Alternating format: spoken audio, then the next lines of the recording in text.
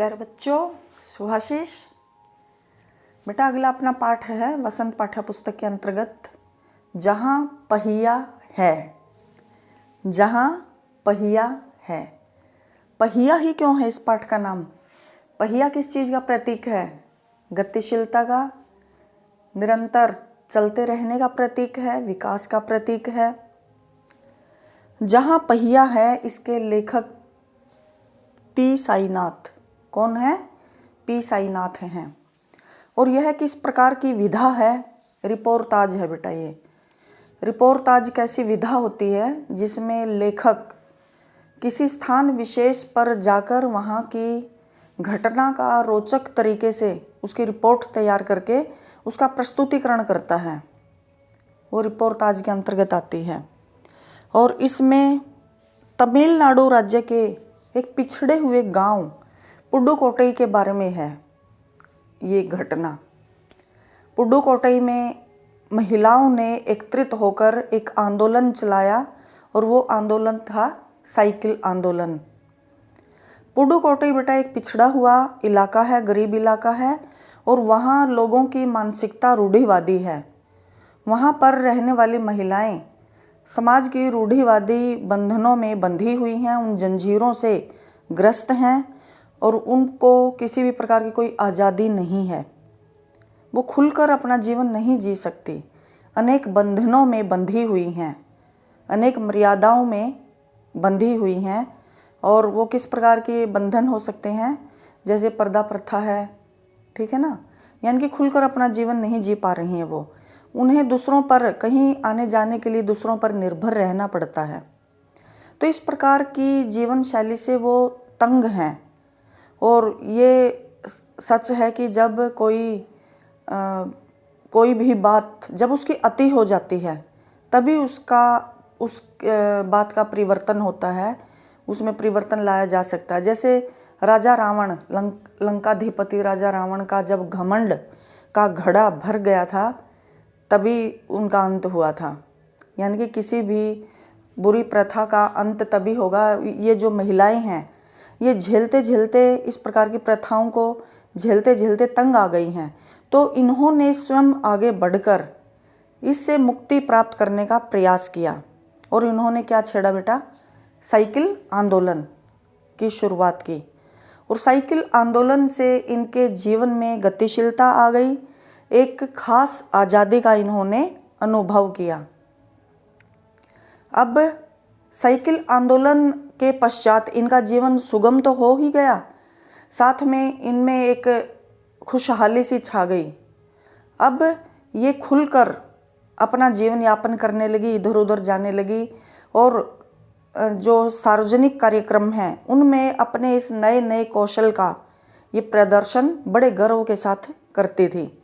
अगर इस जो ये साइकिल आंदोलन है इसको सामाजिक क्रांति का नाम दिया जाए तो बेटा कोई अतिशयोक्ति नहीं होगी, क्योंकि ये जिस इलाके से संबंध रखती थी वो बिल्कुल पिछड़ा हुआ था। वहाँ पर साइकिल चलाने की इनको अनुमति नहीं थी। महिलाओं को चार दीवारी के अंदर रखा जाता था और उनको ज़्यादा खुलकर जीने की आज्ञा नहीं थी। तो ऐसे बंदिश से भरे हुए माहौल में ये रह रही थी, ऐसी रूढ़िवादी विचारधारा से ये जकड़ी हुई थी। तो इनके लिए तो जो ये साइकिल है, ये साइकिल चलाना, ये जो इन्होंने उपलब्धि हासिल की है, ये हवाई जहाज़ उड़ाने से भी बेहतर है। उनके लिए तो ये हवाई जहाज़ उड़ाने के ही समान है। तो यहाँ पर जाकर लेखक ने, इस पुडुकोट्टई गांव में जाकर लेखक ने कई महिलाओं से साक्षात्कार किया, उनसे भेंट की। तो भेंट करने वालों में कौन कौन है? लेखक ने सबसे पहले जमीला से मुलाकात की। जमीला मुस्लिम पृष्ठभूमि से संबंध रखने वाली महिला है और जाहिर है कि अगर मुस्लिम पृष्ठभूमि से ये संबंध रखती है तो इसको किसी प्रकार की कोई आज़ादी नहीं, ये बंदिश में इसका जीवन रहा है। तो ये जमीला कहती है कि शुरू में साइकिल आंदोलन, जब इन्होंने साइकिल आंदोलन शुरू किया था तो इन अनेक रुकावटें पैदा की गई थी, पुरुषों के द्वारा रुकावटें पैदा की गई, इन पर फबतियाँ कसी गई और अनेक प्रकार की टिप्पणियां की गई ताकि ये पीछे हट जाएं, लेकिन ये पीछे हटने वालों में नहीं थी। इन्होंने हिम्मत दिखाते हुए इस आंदोलन को आगे बढ़ाया और आज ये खुलकर अपना जीवन जी रही हैं। जमीला का क्या कहना है कि अब ये कहीं पर भी आ जा सकती हैं, अब इन्हें बस का इंतज़ार नहीं करना पड़ता। इसके पश्चात लेखक ने फातिमा से मुलाकात की, उनसे भेंट की। फातिमा एक प्राइमरी स्कूल में अध्यापिका है और उसमें देखो साइकिल चलाने का कितना जुनून है, कितना शौक़ है उसे कि अपने इस शौक़ को पूरा करने के लिए वो किराए पर साइकिल लेकर चलाती है। उसकी साइकिल खरीदने की हैसियत नहीं है तो वो साइकिल किराए पर लेती है ताकि वो उस आनंद का, उस खुशी का अनुभव कर सके।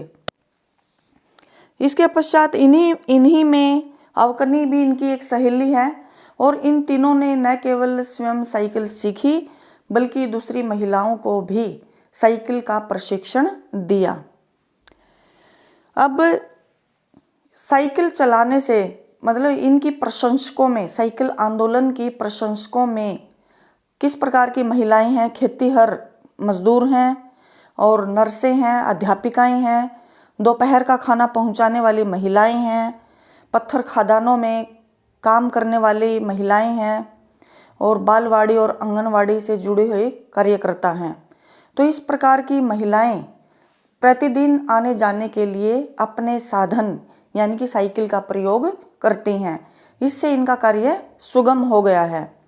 और इन्हीं साइकिल आंदोलन की अगुवा से लेखक ने जब पूछा तो उसने बताया कि साइकिल आंदोलन से उनमें एक खास आज़ादी, एक आत्मविश्वास, स्वाभिमान पैदा हो गया है और अब वो कहीं पर भी स्वयं आ जा सकती हैं, दूसरों पर उनको निर्भर नहीं रहना पड़ता और वो साइकिल के द्वारा ज़्यादा से ज़्यादा गांव में जाकर अपना सामान भी बेच सकती हैं।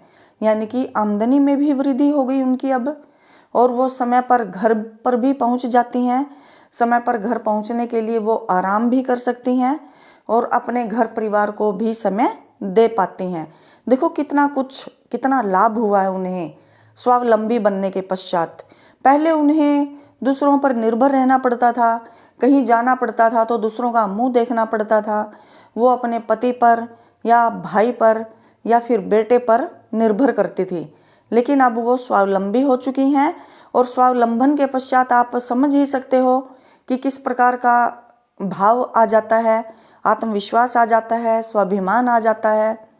तो इसी के अंतर्गत इन्हीं के बारे में लेखक पाठ के अंदर ही लेखक बताता है कि इस आंदोलन 8 मार्च 1992 यानी कि महिला दिवस के अवसर पर जब ये सारी इस गांव की सारी महिलाएं इकट्ठी होकर जब इन्होंने साइकिल चलाया तो लगभग 1500 महिलाएं इकट्ठी होकर अपने साइकिल के हैंडल पर झंडियां लगाते हुए, घंटियां बजाते हुए जब वो इकट्ठी निकली तो देखने वाले लोग हक्के बक्के रह गए, देखते ही रह गए उनको जब वो इकट्ठी होकर आगे बढ़े।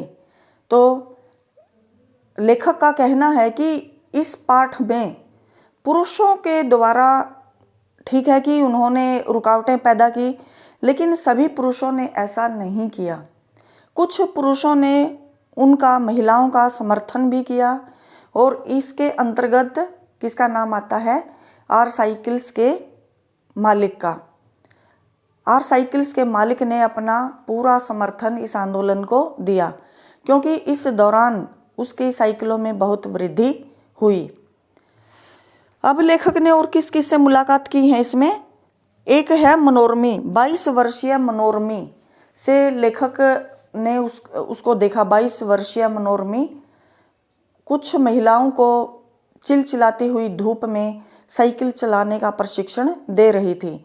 लेखक उसके पास गया और उससे मुलाकात की तो उसने बताया कि उसका इलाका मुख्य शहर से कटा हुआ है, यानी कि वहाँ पर आवागमन का कोई साधन नहीं है, तो उन्हें दूसरों पर निर्भर रहना पड़ता था और उनका समय बहुत बर्बाद हो जाता था।